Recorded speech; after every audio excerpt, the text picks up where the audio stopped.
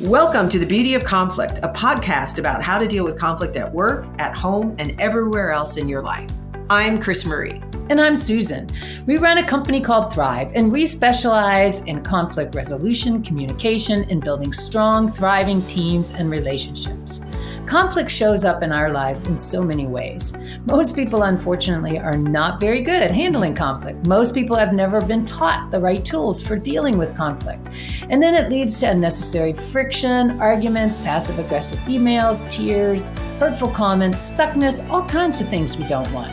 We're on a mission to change all of that. We spent the last 20 years teaching our clients how to handle conflict in a whole new way. We're here to show you that conflict doesn't have to be scary and overwhelming. With the right tools, you can turn a moment of conflict into a moment of reinvention. Conflict can pave the way into a beautiful new system at work, a new way of leading your team, a new way of parenting, a new chapter of your marriage where you feel more connected than ever before. Conflict can lead to beautiful things. Today, we're going to have a little different conversation. We're going to talk about get unstuck and live healthy. And what we mean by that is we talk about teams a lot, we talk about couples, and what we're talking about now is inside of you. It's called The Beauty of Conflict Within. We haven't written that book yet, but we're pretty sure that will probably be the next one on the agenda. Exactly. Because there's so often where we have issues with our body. Let's say we have physical symptoms. Right now I have plantar fasciitis. Susan, I think you have a right shoulder issue. And it's so easy to get into the trap of, oh my gosh, can somebody just fix me? Could I just get rid of this problem because then life will be better? And we believe that actually your body, your soul talks to you through your body and your emotions, and ignoring them or wanting to fix them or get rid of them is really kind of looking a message or whatever, gift horse in the mouth. You're just trying to push it away. Well, it's definitely non-relational. That's true. And we've been emphasizing the importance of the relationship. And yes, I think when we just ignore the symptom or take it to the doctor or want to get it fixed, we're actually the magic pill. We're in a form of reaction to ourselves. We've disowned and separated from a significant part of ourselves. And sometimes when we turn towards that, we may actually get some new information. A symptom may be more than just something that is a problem. Yeah. And our culture is so developed around cut out the problem, fix the problem, get rid of the problem. Take the pill. Yeah. What are the matrix? It goes all back to the blue pill or the red pill, or even better. I was thinking about this, like the movie, I forgot what it's called. Inside Out, the different parts, feelings. The feelings, it's a Disney film, Inside Out. And it's a great example of the emotional landscape that we live in. And I love that movie. So if you haven't seen it, watch it, because it really is about not disowning certain parts of yourself, certain emotions. Because we do the same thing, like anger is bad, or shame is bad, or jealousy, envy, all those different energies that come up. But you know what? We're human. We're all wired with the same emotions. And pretending they're not there is really, again, not being relational. And it has the same effect. It's kind of that equal resistant, what resists persists. When we don't want to feel something, it comes out in unhealthy ways. It's the same way even with our thoughts. The things, the stories that we have that we don't like, if we stuff them and never deal with them and never start to actually look at our thinking and become curious. Become curious, have a relationship with it. It becomes something that really overrides us. Mm-hmm. And so, again, we're talking about this today because we do think it's also great terrain to work with, that the relationship you have to your own thoughts, your own emotions, your own physical symptoms, even your own association with God and spirit. Like, do you think it's something out there, or is it something that you access and know is a part of who you are? Yeah, I think that's really neat. This came up when I was training for the Olympics. I was in the 88 Olympics as a rower. And when I started rowing, I got involved in rowing because I saw a made-for-TV movie that had a love story. And she fell in love with a rower, and it made the University of Washington look so pretty. And people think athletes are just these people who thought about their sport for their entire lifetime. But no, here's CrisMarie, who got into the sport because of romance. Well, I wasn't an athlete in high school. I was an elite flute player. And then I saw this movie and I'm like, I want to try that. And thank goodness the University of Washington was like, hey, right after I saw that movie, I got the flyer and it said, if you're 5'8" or taller, come down to the show house. And I wasn't, but I didn't think they'd check. I was 5'6", but, and I almost didn't go, but then I went there and I loved learning, it was a great way to make the university smaller because I was involved in sport. So I developed relationships. It was fun. We were all in this together. Later, I learned only 8 of them were us out of the 110 were going to race. That was a real bummer, but I stuck with it. But as I moved up in the ranks, I started to treat my body more and more like a tool. And because I was a squirt, I was small in rowing, I was stressing my body. I could get strong really fast and I could set rhythm, but I had to, somebody who's 6 foot has a lot of leverage that I don't have.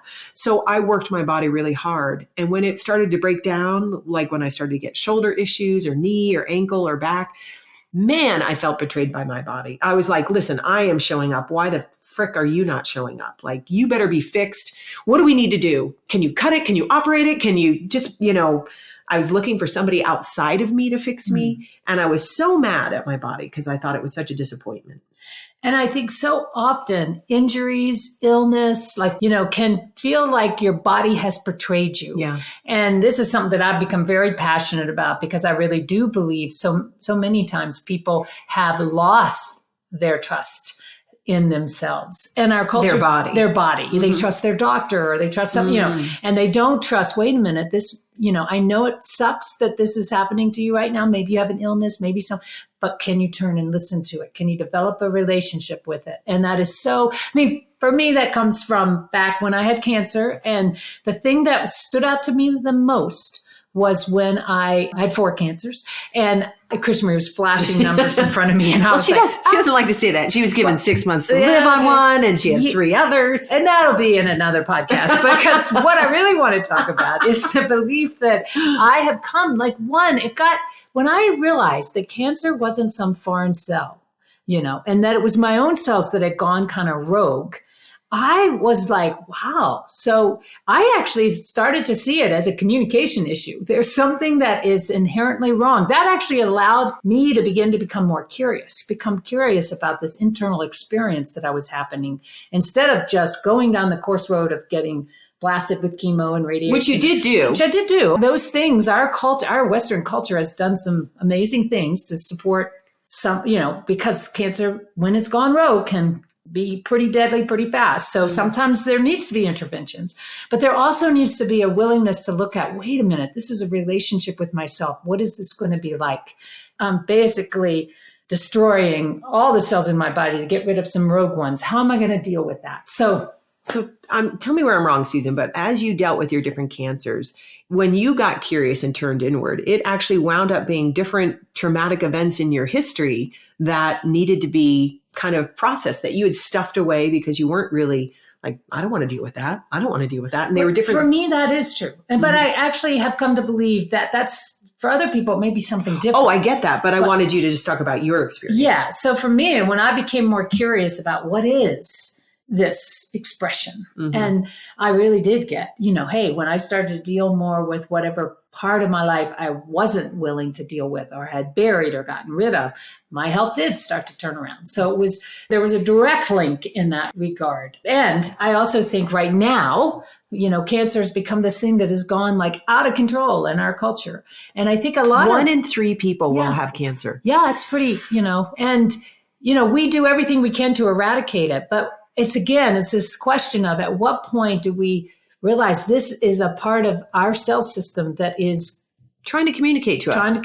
Yeah. And so, I've become kind of passionate about that. And I think that's true probably with any dis-ease. Well, even myself, coming out of the Olympics, I had a chronic back injury that I went to every doctor to try to, will you fix me? Can you fix me?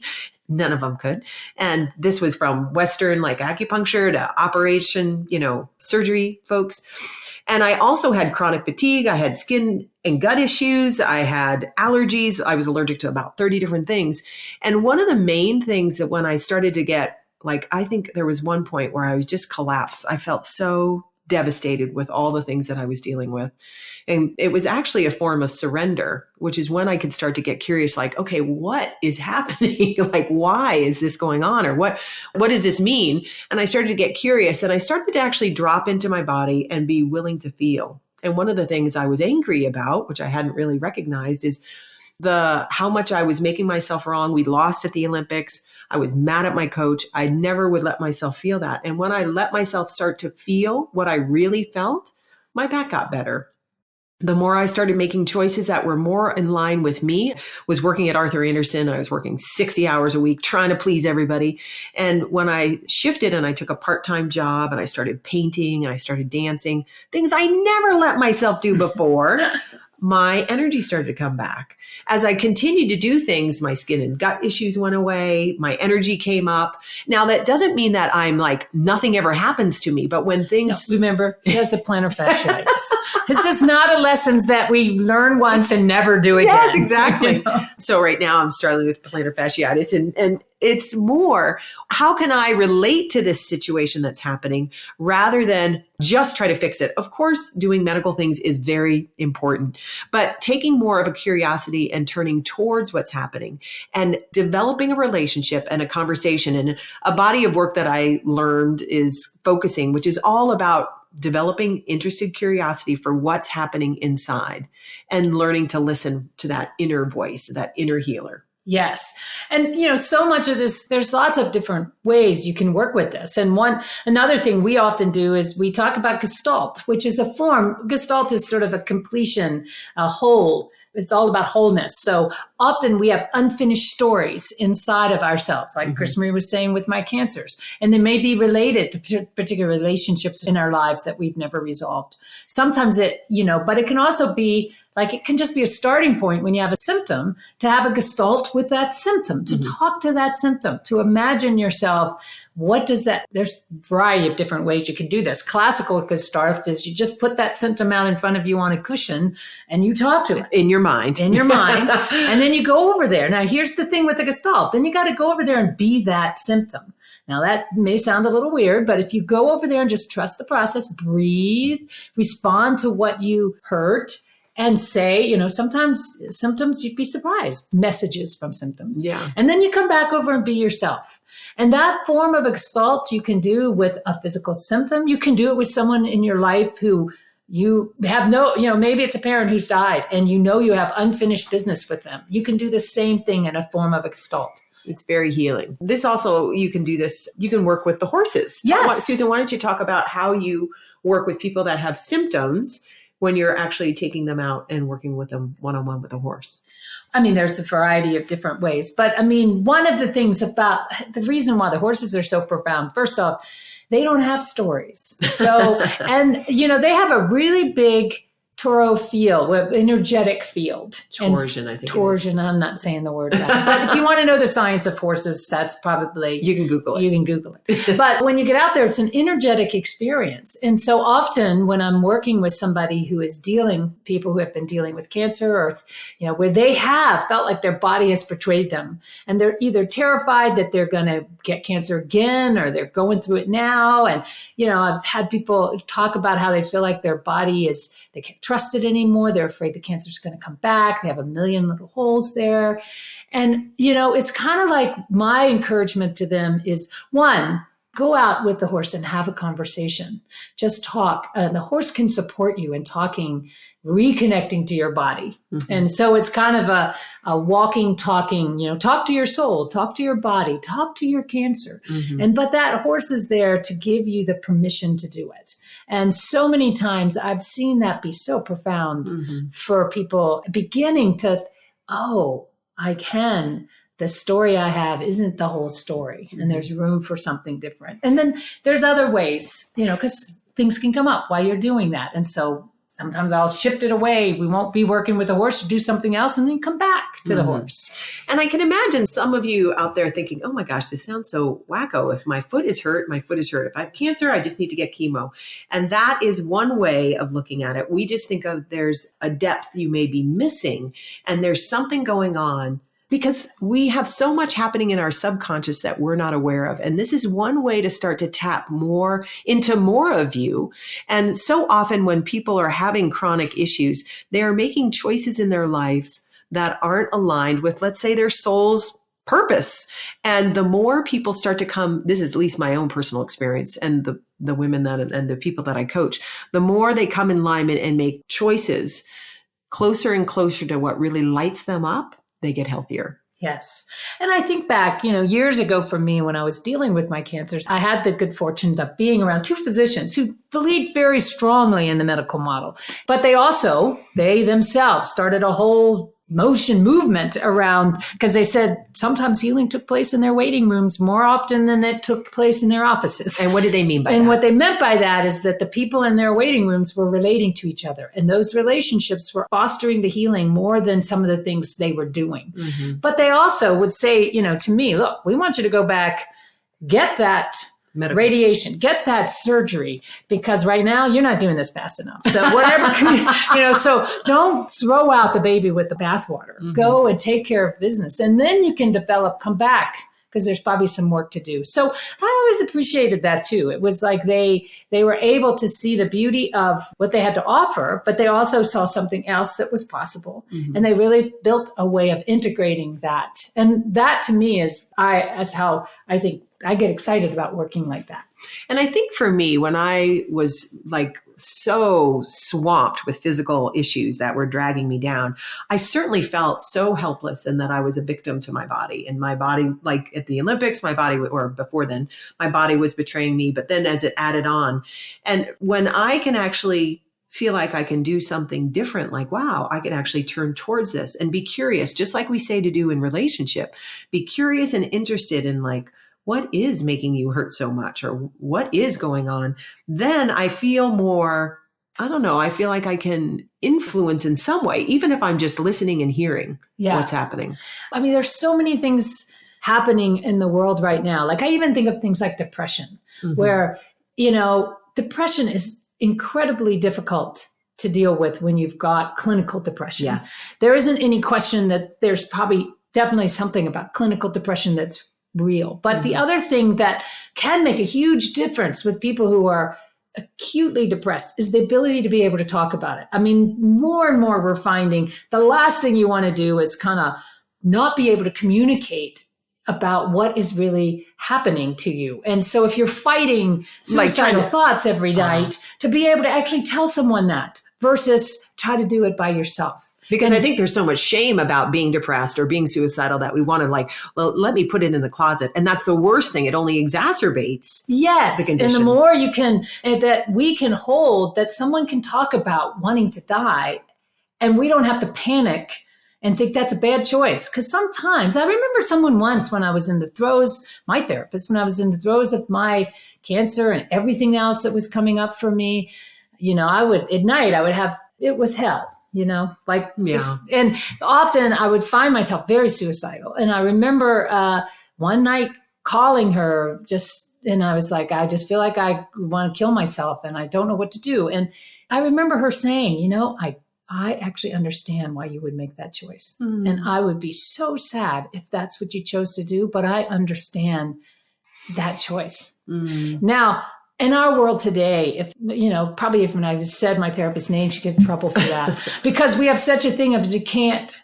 But it meant so much to me because it was the first time where I felt like, God, it's a realistic choice. Well, and I think she was acknowledging the depth of your pain, and no wonder you would want to make that choice. And probably, I'm going to guess, you're still here, but I'm guessing with that acknowledgement and that felt sense of feeling seen and heard, there was probably more of an opening. Oh, well, it was really the first time I saw that there was any choice that was going on for me in this whole process that I was going through. So even though, I could tell the version of Velcro shoes, which was, so there was one time where I actually did go down that suicidal road, and I took some pills. And I remember this was when I was in the middle of treatments. I was sick. I was not doing well. Lots of my friends that really couldn't be around me because it was, I was in my early 20s, and who deals with someone dying at that point very well? Not very well. And so I just was at a point where I felt like this is it. So I took these pills and I went outside and I was sitting there thinking, okay, they're going to kick in and I'll die soon.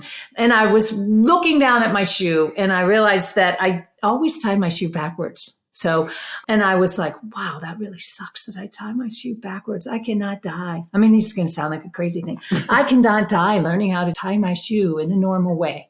So, you mean without learning the correct way? Yeah, I can't die until I learn how to, it was this. So I got myself up. I went back in. I called my friend, one friend, and I said, I took all these pills. Got to do something. I, started drinking water, try to throw up, all sorts of things. I ended up going to the hospital, had to go through the whole 9 yards of getting my stomach pumped or whatever. And I walked out of there and my friend was taking me home and she's like, well, how do I know you're not going to do this again? Yeah. And I said, well, let's go by the sports store. And I said, because my commitment was I was going to learn how to tie my shoe normally, but I'm not going to start on that now. At that time in my life, there were Velcro shoes. So I bought Velcro shoes. And I said, my commitment is to keep these Velcro shoes on my feet until I have enough engagement in life that I can learn how to tie my shoes right. It's so sweet. So I still haven't learned how to tie my shoes right, but it's okay. I have let go of the Velcro shoes. Wow. But they're that's the thing that I appreciate is that, in that moment, she didn't say, I don't trust you. She said, what do we need to do that I can believe you're committed to hanging in? And the Velcro shoes were a way through. That's so amazing. When I've dealt with people who are suicidal, I try to always remember they have choice too. Yeah. I mean, I know I have my job and I don't want someone to commit suicide on my watch, but I also get life is not, Well, I think sometimes we think by resisting what's happening to us physically or by resisting and saying, no, you can't kill yourself, that's going to help somebody. But what it basically is doing is like putting a big hand up, you are wrong, which doesn't make anybody feel good. Going back to your therapist who said, well, gosh, no wonder. Yeah, if I were in your shoes. And that's when we do that internally, when we're having conversation with different parts of us, to actually turn and acknowledge and say, well, no wonder you're hurting me in my foot, or if we've been listening. I mean, the reality of it is, if we got this better, like I think a lot of times people do really crazy violent act, because they haven't dealt with their own potential to be violent. Yeah. Like I know. There have been a couple times in my life where I knew I could kill someone. Mm-hmm. There's one person in particular, I knew I could kill that. And it helped me to realize, I know I can do this. And then start to look at, I have to know that I could be this violent person. And so to actually start to deal with that potential and to recognize, not to disown it and say, I could never do that, because then it will come out in weird ways, or I'm not, or when people pretend they're not angry, and then they wind up yelling at their partner or kicking the dog, or I think they have no control because they actually, like we often tell people, and what I love about you is you're in acting. So we have some friends who do a program called Act Natural, and it's all about accessing I think there will be a podcast. There is, essentially. Yes. But the whole idea that in acting, and you get to play a part, and the key to being a good actor isn't to fake it. No. You have to be willing to drop in and to access the part of you. Like if somebody's playing Nurse Ratched, which Jane was playing, is like to actually enjoy hurting people. And that we recognize, like that's in each and every one of us, that envy, that meanness. And of course we don't want to exhibit that, but the best way to not like have it squirt out in weird ways is to actually acknowledge right now that's what's happening inside of me. Yeah. And to turn towards that part and recognize that energy is there for some good reason, and not to make yourself wrong, but to more be curious with it and interested. And that's even when in coaching people, helping them make friends with different parts of themselves, helping them make friends with their physical symptoms as a way of learning more about themselves, and then have more choice in interacting with other people. Yes. So I think we have covered a lot of terrain today. We have. Hopefully, I really appreciate you sharing your suicide stories. And I think I'm very touched with that. And my Velcro shoes. I wrote something about that a long time ago, and I don't think I've shared it very often. No. But it was a profound shift in my life. So yes. So thank you. And hopefully this has inspired you not to just want to get rid of a feeling or get rid of a clinical issue like depression or anxiety, the same idea, or physical symptoms, but to actually turn towards them and be interested in them and developing the capacity to observe yourself and turn towards different parts of yourself. It's a cultivation. We tend to get so identified with things that they're like, oh, they're me. And they're not you. They're just something in you who's feeling depressed or something in you who's angry. Angry, or the emotions, or it's your foot that's hurting or your shoulder, and to actually turn towards it and be interested and hear what it has to say, because it's probably something that your consciousness, your soul, your subconscious is wanting you to hear, and something is blocking you from being able to do that up until now. And if you need more help with that, let us know, because we're certainly do a lot of work in that capacity. So we'll end this by just saying one way to get unstuck and live healthy is to have a healthy relationship with your insides, as well as developing healthy relationships on the outside. Excellent. Take care. So we do believe the beauty of conflict, meaning the conflict even inside of ourselves, is a rich terrain to investigate and learn more of. And we are leading a virtual program, Get Unstuck, Live Healthy, which is an 8-week program starting, I think it's August 13th. Yes. Where we will work with people who are, if you're struggling with depression, anxiety, physical symptoms, cancer, it's a great opportunity for you to work and have support to learn to be more relational to those symptoms or whatever is coming up for you. Yes. And specifically for any of you out there that are dealing with cancer or have dealt with cancer, I designed a program called When the Body Fails, Rebuilding Trust after or during cancer. And this is something that is going to involve the horses. It's going to be in person. It's going to be happening in October 25th to the 27th at Apache Springs in Arizona, a beautiful ranch. Anyway, and there we'll be exploring this whole idea of how you can redevelop trust with your body, even when you think it's failed you. And that workshop is limited to a certain number of people. Probably, I think the most it'll take is 12. Yeah. So if you're interested in that, you might want to check it out. And it's really, I think that's, Susan, tell me where I'm wrong, but that's a real labor of love that it's taken you a while to actually. Yes, it's taken me embrace. Yeah. So that's all I can say about it. The information is out there. And trust me, I'll be able to talk more when the time comes. And we would love to work with you if you're struggling or just want to learn more. And so reach out and check out those programs on thriveinc.com. All right. Take care. Bye-bye. Well, thank you for listening to the Beauty of Conflict podcast. If you're dealing with a difficult situation in your life or work, remember, every conflict is a chance for you to be vulnerable and curious and find creative solutions that you hadn't considered before and make your situation even better. Beautiful breakthroughs can be born out of conflict. We've seen this happen thousands of times over the last 20 years, and we know this is possible for everyone, including you. We're grateful you listened to this show, and we're rooting for you. And if you enjoyed this show, please tell a few friends and/or post a 5-star review on iTunes. Your review helps new listeners discover this show.